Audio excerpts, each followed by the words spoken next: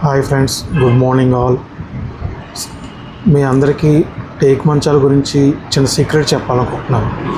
ఇవాళ gold, silver అవి rate ఎలా పెరుగుతున్నాయో రానున్న ఫ్యూచర్లో టేక్ అనేది కనుక తగ్గిపోతే టేక్ మంచాలు కూడా క్రేజ్ అదే జరుగుతుంది. ఈ సీక్రెట్ మీరు కావాలంటే సేవ్ చేసుకోండి ఈ వీడియోని.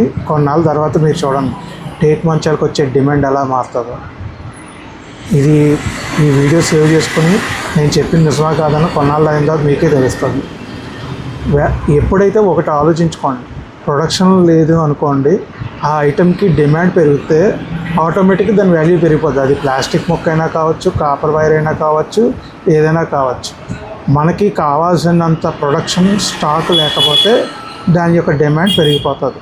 సేమ్ అలాగే మన టేక్ మంచాలు కూడా ఉన్న కర్రలన్నీ వాడేసుకుంటూ వెళ్ళిపోతే ఒక స్టేజ్లో టేక్ కర్రలే దొరకన రేటుకి వెళ్ళిపోతుంది. అప్పుడు ఉన్న టేక్ మంచాలకి డిమాండ్ పెరుగుతుంది. మీరు కావాలంటే ఇప్పుడు కూడా చూడండి, ప్లేవుడ్ మంచాలు మీరు అమ్మేయాలనుకున్న ఏమీ డబ్బులు రావు.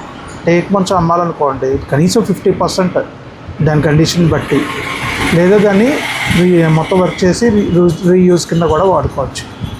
దయచేసి మీరు కొంటే టేక్ మంచాలు కొనండి.